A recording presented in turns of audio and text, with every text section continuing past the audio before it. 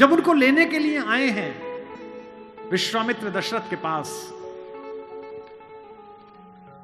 तो विश्वामित्र से दशरथ ने पूछा कि आप तो इतने तेजस्वी राजा ऋषि हैं, थोड़ा सा जल लेकर छिड़केंगे तो राक्षसों का नाश हो जाएगा, आप मेरे बेटे को क्यों ले जाना चाहते हैं? विश्वामित्र ने कहा, मैं ऋषि हूं, मुझे क्रोध वर्जित है, मैं क्रोध नहीं कर सकता। तुम्हारा लड़का मर्यादा पुरुषोत्तम है। पुरुषोत्तम मतलब पुरुषों में उत्तम,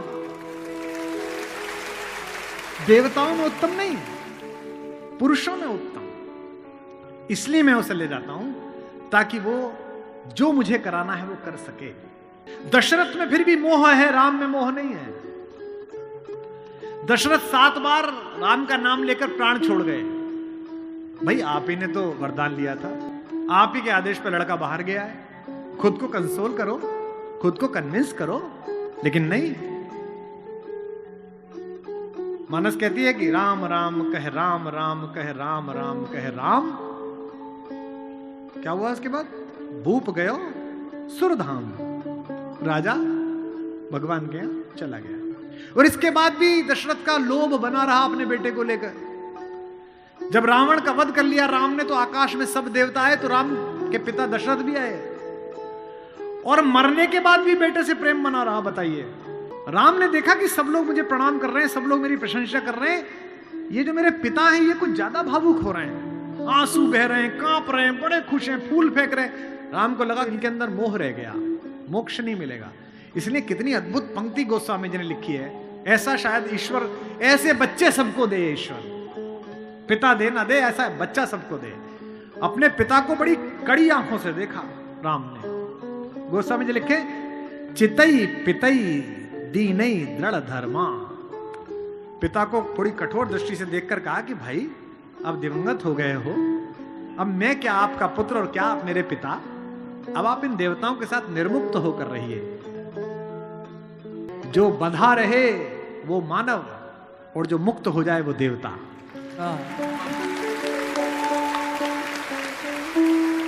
इसीलिए राम चाहते हैं कि उनके पिता मुक्त हो जाएं।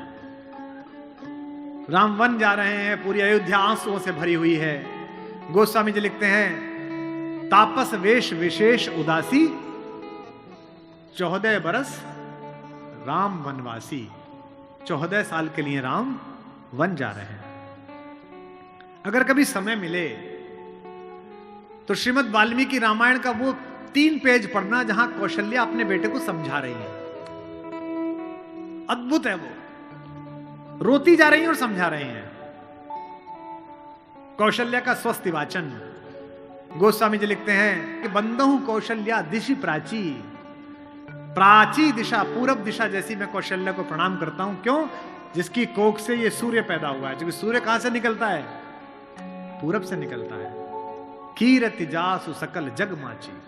कौशल्या स्वस्ति वाचन कहती हैं। भरा हुआ कंठ है, आंसू बह रहे हैं, और राम से कहती हैं कि हे राम, जंगल में प्रकृति तेरी सरीसृपों से रक्षा करे, सांपों से रक्षा करे। कहती हैं कि इंद्र तेरी रक्षा करे, मरुत तेरी रक्षा करे, वरुण तेरी रक्षा करे, और बेटा जो जो तेरी रक्षा करता रहेगा मैं रोज उसका यहां दीपक जलाऊंगी। लेकिन एक बात जो आखिर में कहती हैं, वही राम की मां हो सकती थी। और बेटा तू ये मत पूछना जंगल में और जहान में, नगर में रास्ता कौन सा हो, तू जिसका प्रतीक है सत्य, उसी के रास्ते पर चलना। और फिर एक बात कहती हैं, और चिंता मत कर, जिस धर्म की तू रक्षा करता है वो धर्म तेरी रक्षा करेगा। धर्मो रक्षति रक्षितः, धर्म रक्षा करता है। तो राम तुम उसी मार्ग पर चलो जो सत्य हो, कल्याणकारी हो, वो तुम्हारी रक्षा करेगा। ऐसे राम का निर्माण ऐसे परिवार के साथ हुआ है।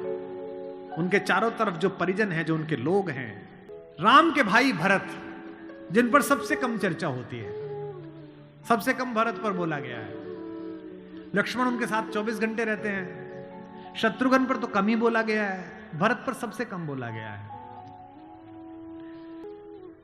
सरस्वती ने देवताओं के कहने पर मंथरा की बुद्धि फेर दी। सरस्वती ने देवताओं के कहने पर कैकेयी की बुद्धि फेर दी। लेकिन जब भरत ने कहा कि मैं भैया को वापस लेने जा रहा हूं तो देवताओं में खलबली मच गई। बोले यार अभी तो गया है ये, और इसको लेने ही चल दिया, और राम भावुक भी है, इसके प्रेम में वापस ना आ जाएं। तो देवताओं ने सरस्वती को कहा कि तुम जरा बात कर दो। तो क्या कहती है सरस्वती? देवताओं से कहती है कि 1000 आंखें होने के बाद भी जिसको सुमेरु ना दिखता हो, तुम मूर्ख हो क्या? मोसो कहत भरत मति फेरी, मुझसे कहते हो भरत की मति फेर दूं? दुनिया में किसी की भी बुद्धि भ्रष्ट कर सकती हूं, भरत की बुद्धि भ्रष्ट नहीं होती मेरे करने से।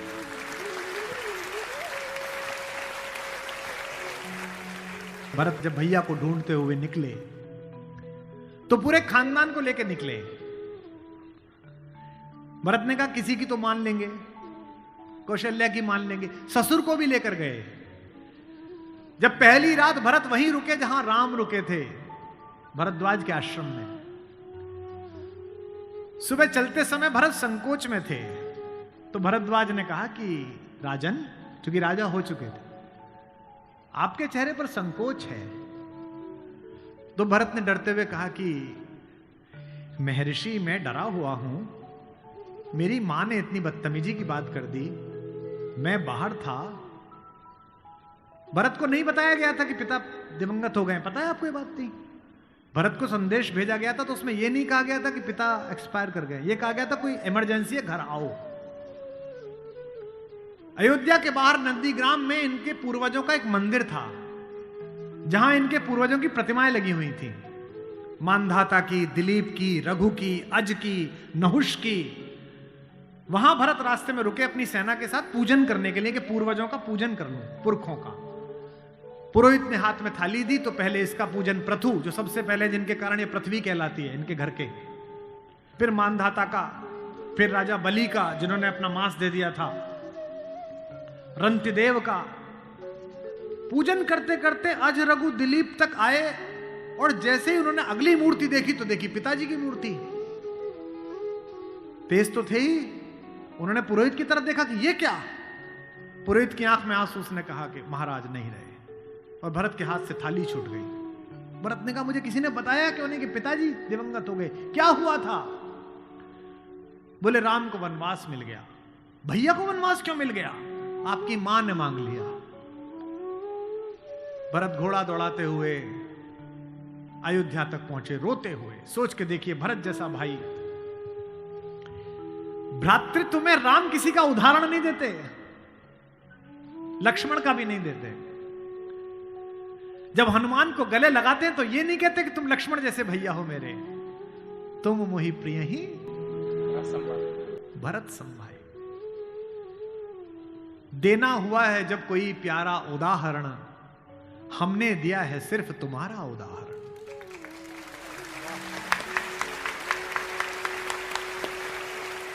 कि भरद्वाज से भरत ने पूछा कि भैया मुझे माफ तो कर देंगे ना, मैंने इतनी बड़ी गलती की, एक ऐसी गलती जो भरत ने की नहीं, उसके पश्चाताप में भरत, मां ने इतनी गलती की, मुझे माफ तो कर देंगे? भरद्वाज ने कहा हे राजन, मुझे पता नहीं कि तुम्हारे बड़े भाई तुम्हें कितना प्रेम करते हैं या नहीं, लेकिन जब वो यहां से जा रहे थे और सुबह के समय उन्होंने गंगा पार करने के लिए पुरोहित को बुलाकर स्वस्ति वाचन का मंत्र किया, तो बड़े खुश थे, प्रसन्न थे कि मैं वनवास पे जा रहा हूं, चेहरे पे मुस्कुराहट थी। लेकिन पुरोहित ने हाथ में जल दिया, और जैसे ही पुरोहित के मंत्रों के बीच में निकला कि जम्बू द्वीपे भरत खंडे, और जैसे ही भरत सुना, राम के हाथ से जल गिर गया और वो जमीन पर गिर पड़े और हाय भरत चिल्लाने लगे। इतना प्रेम तुम्हें राम करते हैं।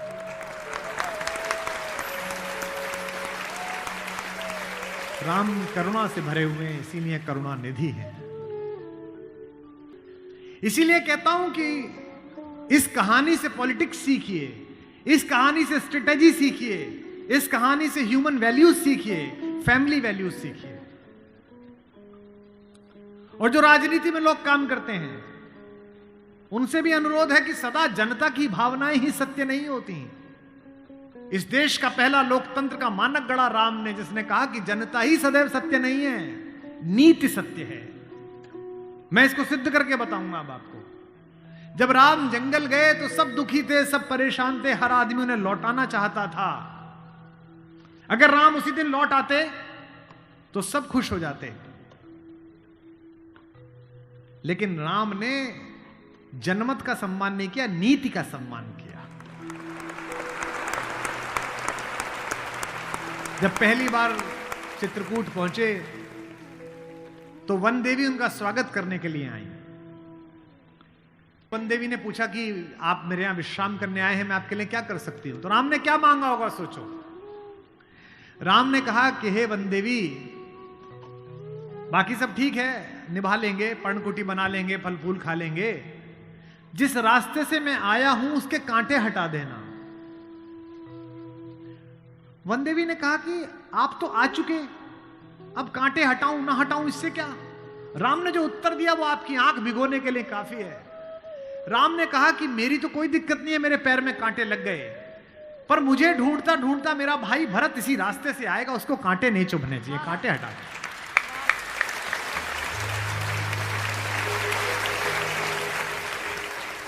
तो वन देवी को जिज्ञासा हुई। वन देवी ने कहा कि यथाज्ञा पयति महाराज, हे महाराज, आपने जो आज्ञा दी मैं कर दूंगी। एक छोटी सी मेरी जिज्ञासा है, क्या अयोध्या का राजा, अयोध्या की चतुरंगिणी सेनाओं का सेनापति, दशरथ का पुत्र, राम का छोटा भाई भरत इतना नाजुक है कि रास्ते में चलेगा तो उसके कांटे चुभ जाएंगे?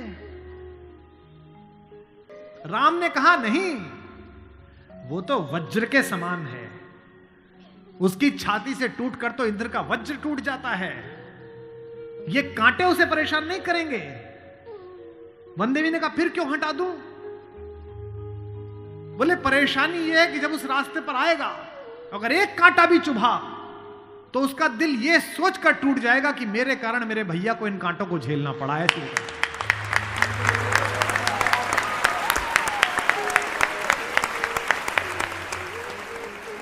बिना चप्पलों के भरत चले, और जब चले तो भाई मृदु भूमि सकुच मन मन ही, भूमि भी संकोच से भर गई।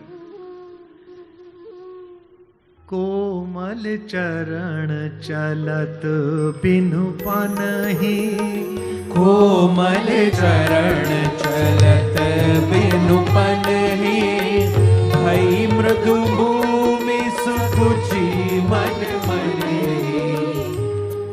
इसका मतलब ये है कि भगवान स्वयं कष्ट सह सकते हैं, पर जो उन्हें प्रेम करता है वो कष्ट सहे, ये उन्हें स्वीकार नहीं।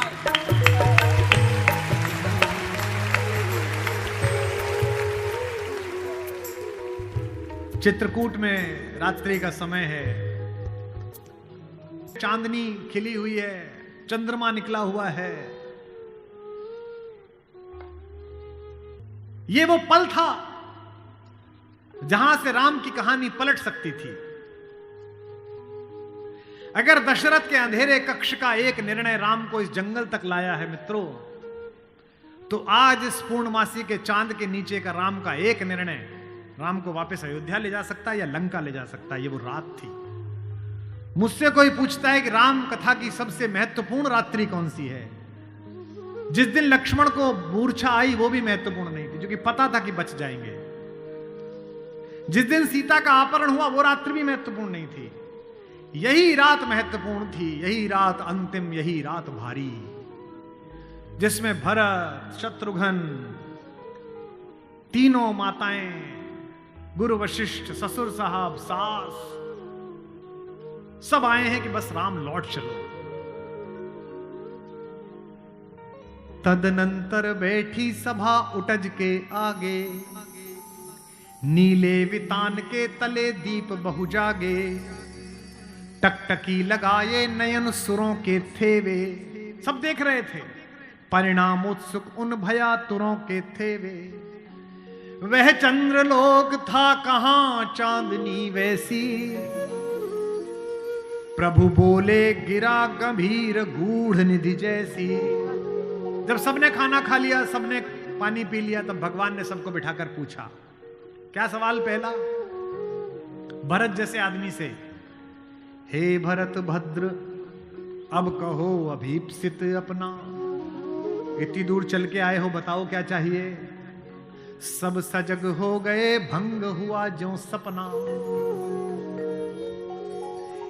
एक बात पूछी कि बेटा बताओ क्यों आए हो? तो क्या बोले भरत? हे आर्य रहा क्या भरत अभीप्सित अब भी। आप मुझसे पूछते हो कि मुझे क्या चाहिए? मुझे तो सब मिल गया भैया। इसी दिन के लिए तो मेरा जन्म हुआ था, पिताजी मर गए मेरे कारण, आप जंगल में बैठे हो मेरे कारण, सोने के आभूषण पहनने वाली मेरी भाभी एक वलकल पहने हुए मेरे कारण, जिसके सर पर अयोध्या का राजमुकुट होना चाहिए था उसके सिर पर जटाजूट है मेरे कारण। हे आर्य रहा क्या भरत अभीप्सित अब भी। मिल गया अकंटक राज्य उसे जब तब भी। पाया तुमने तरुतले अरण्य बसेरा, रह गया अभीप्सित शेष तदपि क्या मेरा। और मैं इसलिए भरत पर फिदा हूं कि भरत इतिहास का अकेला पात्र है जिसकी गलती नहीं है फिर भी प्रायश्चित कर रहा है।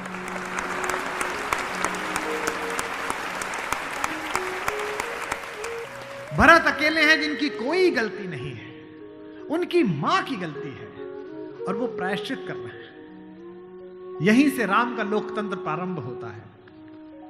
कैसे? पूरी अयोध्या सोचती है कि कैकेयी अपराधिन है। राम उस रात 2 काम करते हैं। भरत को लोकतंत्र का मंत्र देते हैं और कैकेयी को स्वीकार करके क्षमा का मंत्र देते हैं। उन्हें पता था कि अगर भरत लौट भी जाएगा तो जीवन भर मां से बात नहीं करेगा, पूरी अयोध्या इनके नाम पर नाराज रहेगी। इसलिए जब तीनों माएं पहुंची हैं, प्रथम राम भेंटी कैकेयी। राम ऐसे थोड़ी है कि हायरार्की नहीं जानते हो कि पहले अपनी बड़ी मां का प्रणाम करें, फिर सुमित्रा का प्रणाम करें, फिर कैकेयी का प्रणाम करें। उनको पता था कि कैकेयी के बारे में लोगों के मन में अच्छी धारणा नहीं है। अगर देश के प्रधानमंत्री या आपके प्रदेश की मुख्यमंत्री किसी ऐसे व्यक्ति को मिल लें जिसके बारे में आपकी अच्छी धारणा न बन रही हो, तो आपकी धारणा बदलती है कि प्रधानमंत्री मिले थे, मुख्यमंत्री मिली थी, इसका मतलब अच्छा है। अगर ऐसे व्यक्ति की प्रशंसा कर दें, वो तो राम है, उनको पता है कि कैकेयी की मनोदशा कैसी है। और कैकेयी खुद कहती भी है, कहती है बेटे मुझसे जो अपराध हुआ है वो किसी से नहीं हुआ है। कहते आते थे अभी सभी नरदेही, माता न कुमाता पुत्र को पुत्र भले ही, पर हाय आज यह सुने विरुद्ध विधाता, है पुत्र पुत्र ही बनी कुमाता माता। क्या कहती हैं? युग युग तक चलती रहे कठोर कहानी, थी रघुकुल में भी एक अभागिन रानी, थूके मुझ पर त्रैलोक्य भले ही थूके, जो कोई कह सके कहे क्यों चूके। लेकिन एक बात मांगती हूं राम तेरे दरबार में, छीने न भरत का किंतु मातृपद मुझसे, रे राम दुहाई करूं और क्या तुझसे।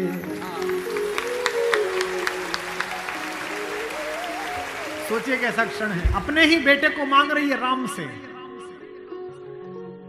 कैकेयी अपने बेटे के लिए कह रही है कि राम तू सबको सब देता है बेटा, मुझे सिर्फ इतना दे दे, मुझे रानी मत रहने दे, जंगल में रख ले, भरत की मां बनी रहूं बस। इसी के लिए तो सब किया था।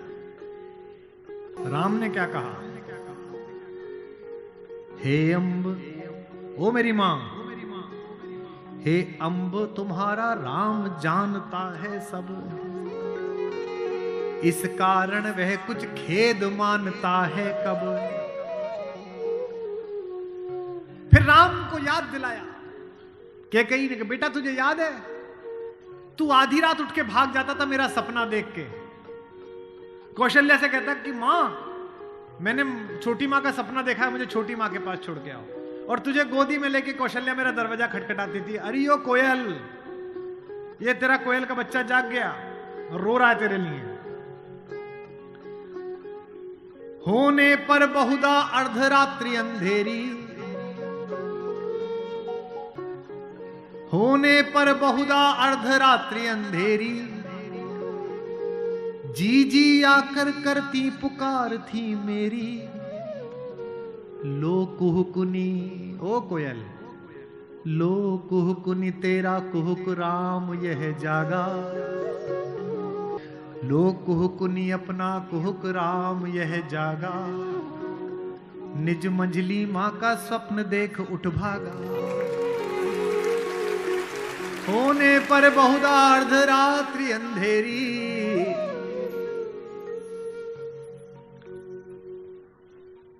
राम ने क्या कहा? मैं वही राम तू वही के कई मेरी। कि 100 बार धन्य वह एक लाल की माई। कौन? 100 बार धन्य वह एक लाल की माई, जिस जननी ने है जना भरत सा भाई।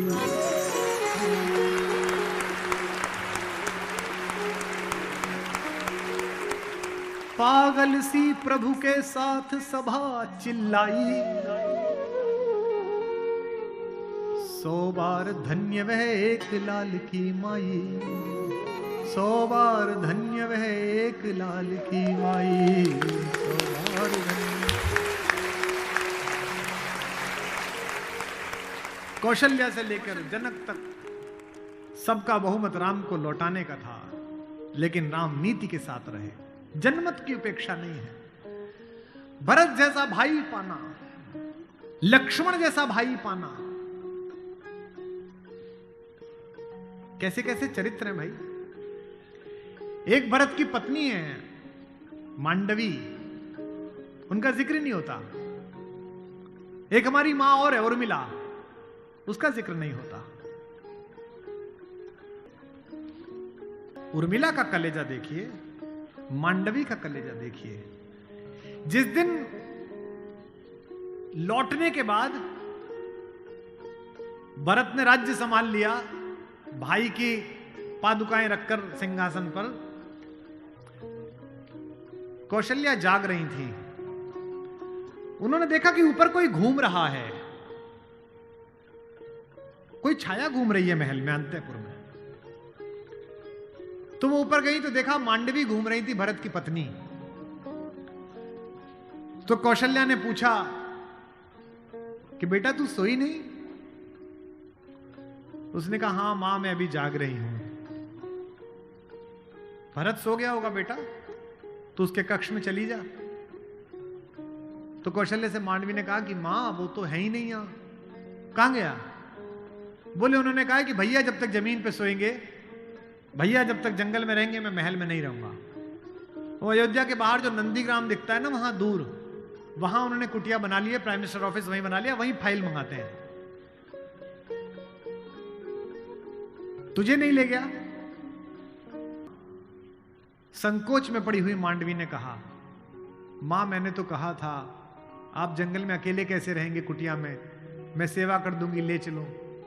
उन्होंने कहा नहीं, भाभी राम भैया के साथ चली गई हैं, तीनों माओं को देखने के लिए कोई नहीं है, तुम यहीं रहो, उनकी जिम्मेदारी हम पर है। कौशल्या ने कहा कि बेटा सो जा। बोले मां वो उनकी कुटिया दिख रही है, उसमें अभी दीपक जला हुआ है, यानी कि वो अभी काम कर रहे हैं। एक बार वो दीपक मंगल हो जाए, अंधकार हो जाए, तो मैं भी जाकर सो जाऊंगी। ऐसी मांगी।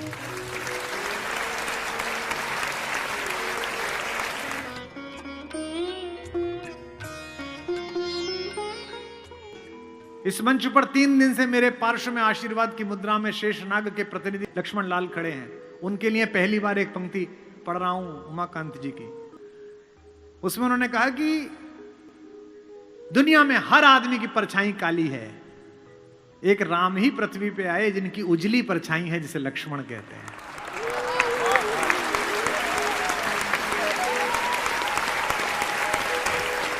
ये राम की उजली परछाई है।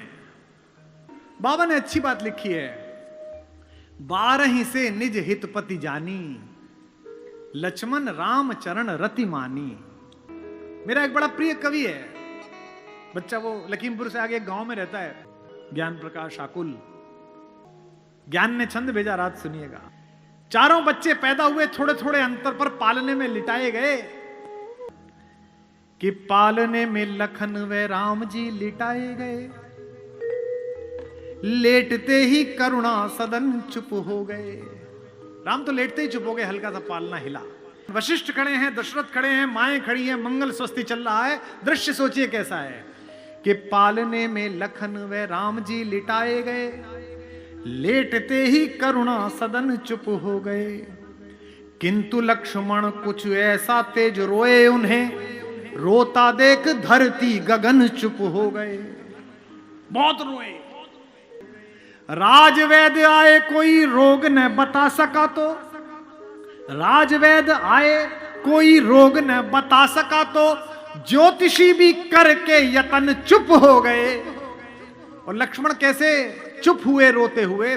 गुरु ने उठाया और लखन को राम के चरण में लिटाया तो लखन चुप हो गया।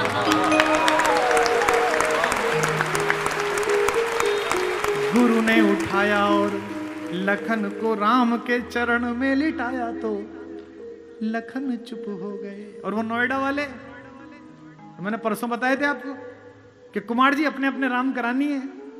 इनका क्या हो गया? और छोटे भाई से मुकदमा चल रहा था जमीन का, वो जीत गया। वाह, राम की कहानी सुनेंगे भाई पर मुकदमा करके। नैतिकता को कोई कुआं भी ना मिले जिसमें डूब के मर जाए। दूसरी मां हमारी मां सुमित्रा। लक्ष्मण पूछने के लिए गए कि मां मैं अयोध्या में रहूं या भैया जंगल जा रहे हैं उनके साथ चला जाऊं? तो मां ने क्या कहा? अयोध्या? कौन सी अयोध्या? जो पे राम सिया वन जाई। सुमित्रा जैसी मां, लक्ष्मण जैसा प्यारा सा बच्चा, कहती है बेटा जो पे राम सिया वन जाई, अवध तुम्हार काम का चुनाई। अवध में तुम्हारा क्या काम है?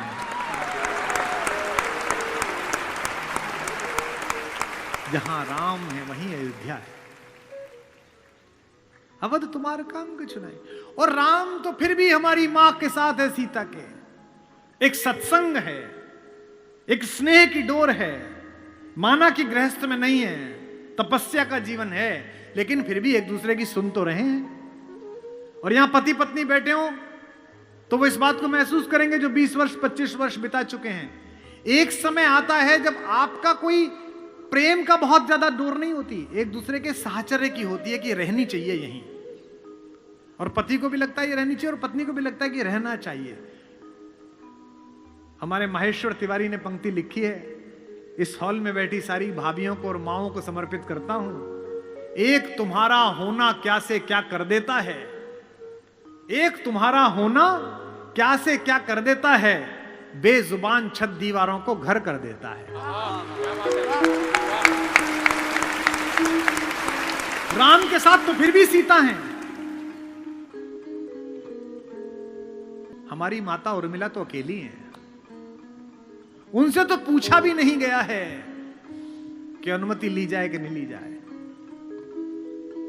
एक दृश्य है चित्रकूट में,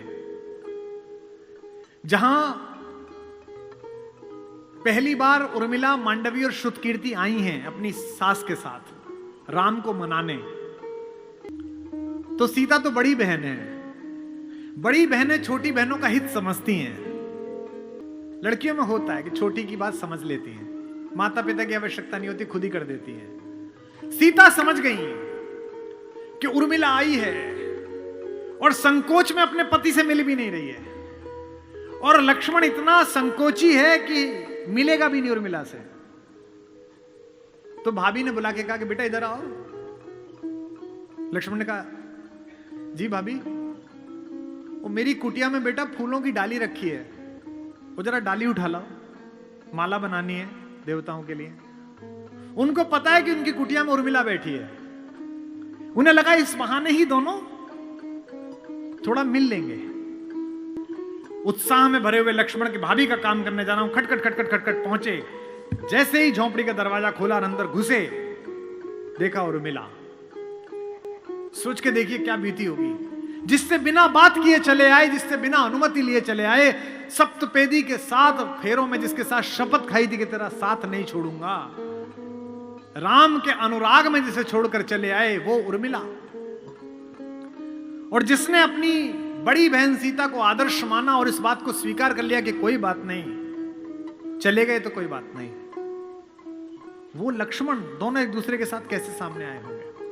उर्मिला खड़ी हुई, मुस्कुराई, रोई नहीं। उन्होंने ऐसा नहीं किया, वो खड़ी हुई और मुस्कुराई, और मुस्कुरा कर क्या बोली, मेरे उपवन के हरिण, मेरे बाग के हिरन। क्या बढ़िया बात कही है कलकत्ता वालों। मेरे बाग के हिरन, मेरे उपवन के हिरण आज वनचारी। मेरा हिरन आजकल जंगल घूम रहा है। और अगली पंक्ति क्या बोली, इस पर आप माता उर्मिला को याद करना, मेरे उपवन के हिरण आज वनचारी, मैं बांध न लूंगी तुम्हें तजो भय भारी। छोड़ो, डरो मत, मैं बांधूंगी। मैं तो देखने आई हूं कि मेरे उपवन में जो हिरन खेलता था वो जंगल में कैसा कूद रहा है। उनका मन बड़ा कर रही है। और लक्ष्मण ने भी कितनी अद्भुत बात कही। लक्ष्मण ने कहा कि तुम मेरी केवल पत्नी नहीं हो। इस पर भी लक्ष्मण को तारीफ देना, आशीर्वाद लेना उनसे कि हम उन्हें स्मरण कर रहे हैं। लक्ष्मण ने कहा कि भाभी की बहिना तुम केवल पत्नी नहीं हो, तुम जगत जननी भारतेश्वरी सीता की छोटी बहन हो। उनके योग्य वर हैं राम। त्रैलोक्य का स्वामी तो ऐसी ही पत्नी से साथ वर्ता, लेकिन मुझे पता नहीं कि मैं इतना योग्य हूं या नहीं हूं कि मैं जगत जननी की छोटी बहन का पति बन सकूं। मैं उस योग्य बनने के लिए इस जंगल में आया हूं आज, ताकि मैं तेरे योग्य बन सकूं।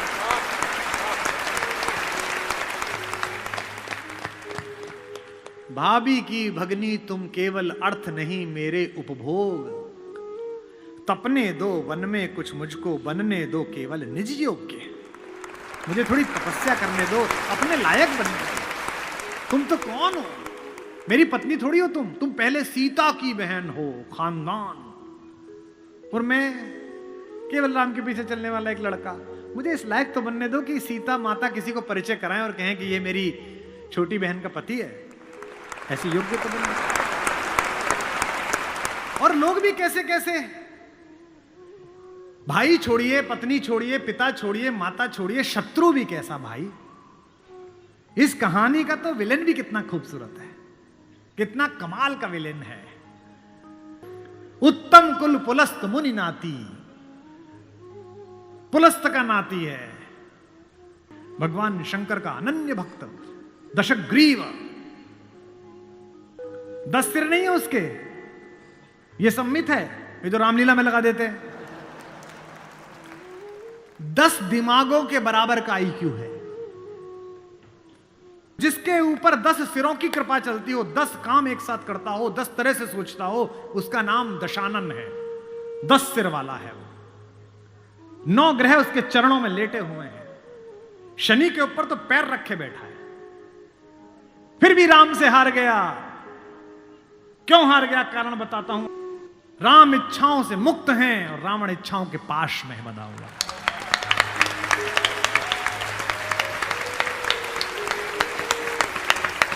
फिर जागना कि रावण मनुष्यों पर राज्य करता है, राम मनुष्यता पर राज्य करते हैं।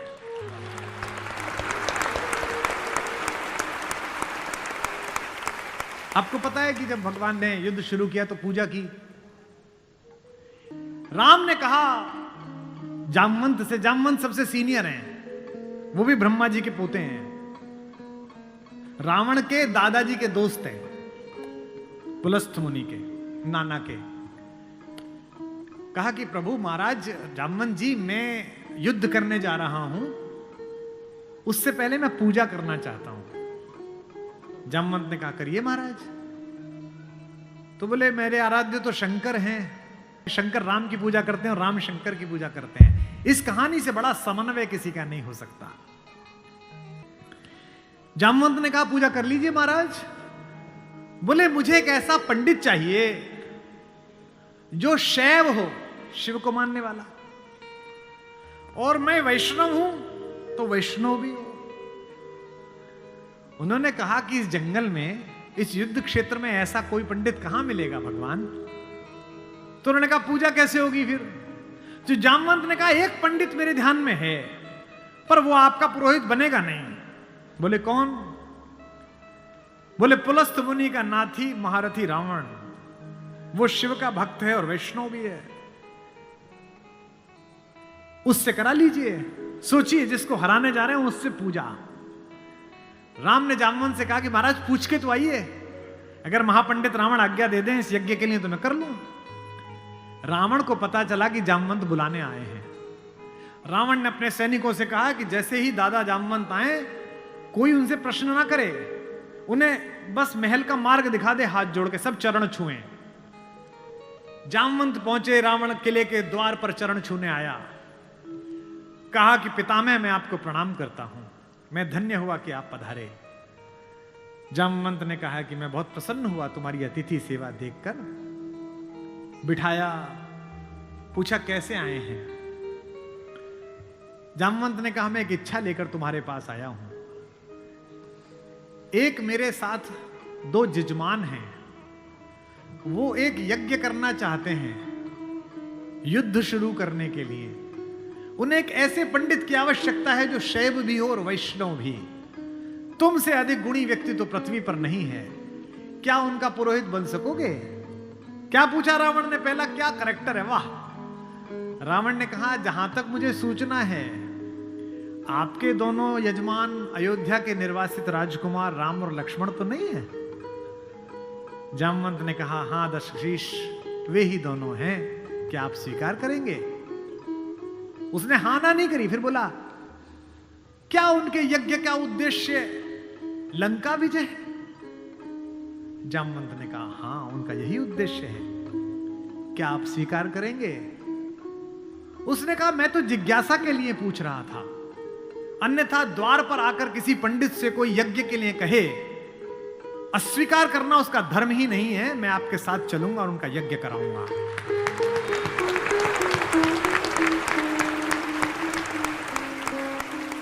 जामवंत ने कहा कि क्या मुहूर्त निकला। उसने नवग्रहों को बुलाया, बोले इधर बैठ, तू इधर बैठ, तू इधर बैठ। वो तो अपने ही हाथ में था, तू मिनिस्टर ऑफ स्टेट, तू फुल कैबिनेट। बता कितने बजे। बोले जी सुबह 5:30 बजे ब्रह्म मुहूर्त में, जिसमें हम पैदा हुए। तो उसने कहा ठीक है 5:30 बजे का मुहूर्त निकला, मैं 5 बजे आ जाऊंगा। जामवंत ने कहा आचार्य हो गया अब तो रावण। आचार्य पूजा के लिए क्या व्यवस्था करनी है, क्या सामग्री लाऊं। उसने कहा आपके यजमान, मेरे यजमान जंगल में हैं, अगर यजमान के पास पूजन सामग्री ना हो तो पंडित का धर्म बनता है कि वो पूजन सामग्री लेके आए, तो मैं लेके आऊंगा। उसने अपने पुत्र मेघनाथ को जगाया, इंद्रजीत को, और कहा बेटा अशोक वाटिका जाओ, अशोक वाटिका जाओ और सीता से कहो मैं उसे मिलना चाहता हूं, एक विशेष प्रयोजन है।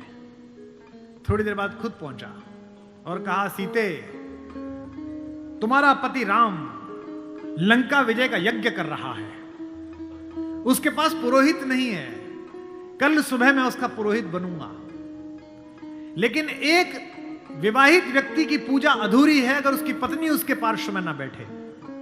क्योंकि तुम उसकी पत्नी हो तो सुबह ये इंद्रजीत रथ लेकर आएगा, तुम स्नान करके नया वस्त्र पहनकर इस रथ में बैठ जाना, क्योंकि मेरे यजमान की पूजा पूर्ण होनी चाहिए, मैं अपूर्ण पूजा का पुरोहित नहीं हूं। और कहा कि तुम्हारी लंका से मुक्ति केवल पूजा तक की है, पूजा होते ही उठना और इसी रथ में वापस बैठकर अशोक वाटिका में आ जाना। क्या तो सीता, क्या राम और क्या रावण, क्या कहानी है ये। सुबह यही हुआ, शिवलिंग की स्थापना हुई। बालुका की मृत्यु से एक विग्रह बनाया राम ने अपने ओजस्वी हाथों से। राम आजानुबाहु हैं, घुटने तक हाथ आते हैं उनके, ये पुरुषोत्तम का लक्षण है। महाराणा कुंभा वे भी आजानुबाहु थे।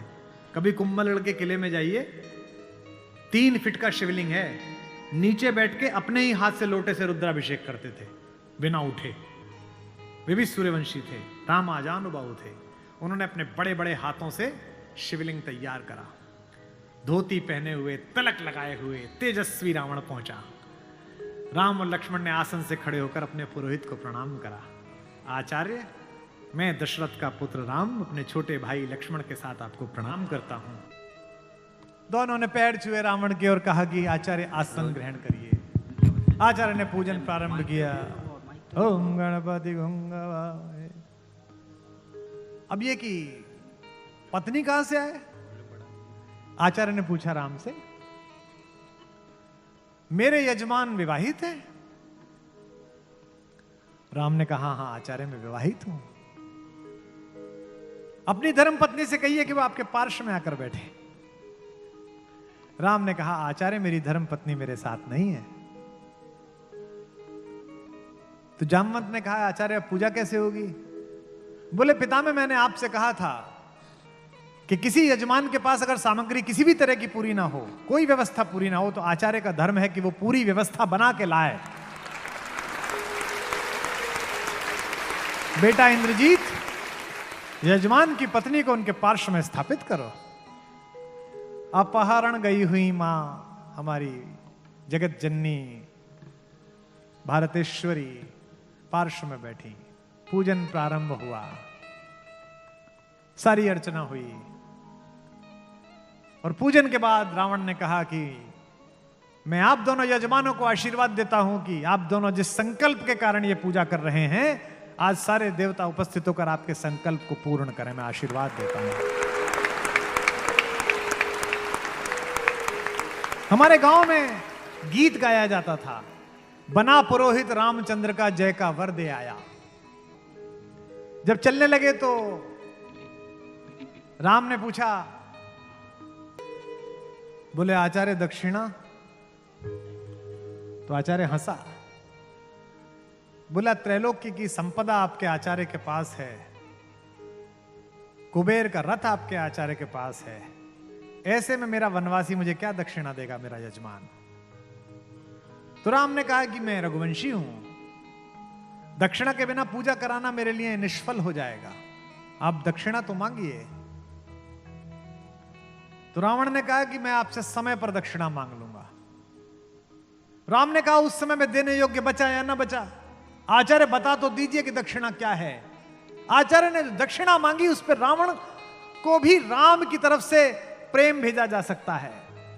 आचार्य ने कहा मेरी दक्षिणा यही है कि आचार्य का जब अंतिम समय आए तब दोनों यजमान मेरे सामने उपस्थित रहें।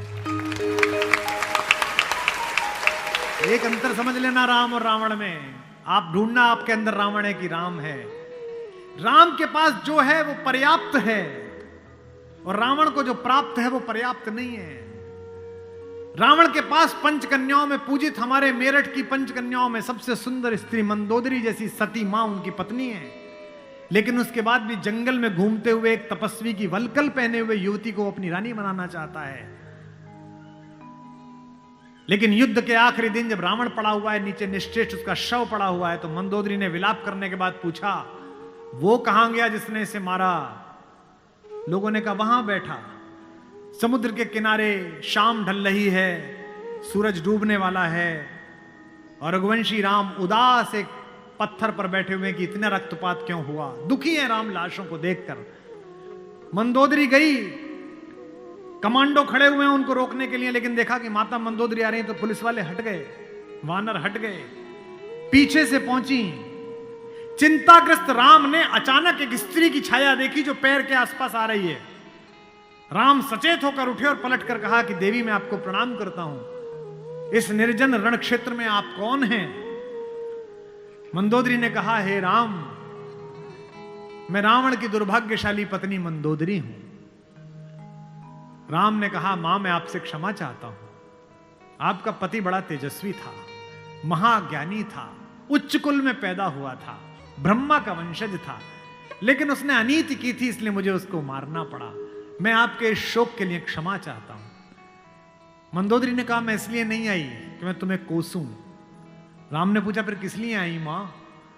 मंदोदरी ने कहा, मैं देखने आई थी कि जिसने पूरी दुनिया पराजित कर दी, जिसने तेरे पूर्वज मानधाता तक को स्वर्ग में जाके चुनौती दे दी, जो कुबेर को कालर से पकड़ के नीचे ले आया, उस महापराक्रमी को हराया किसने? ऐसा उसमें क्या है जो मेरे पति में नहीं था? तो राम ने पूछा कि मां आपको पता चला क्या है?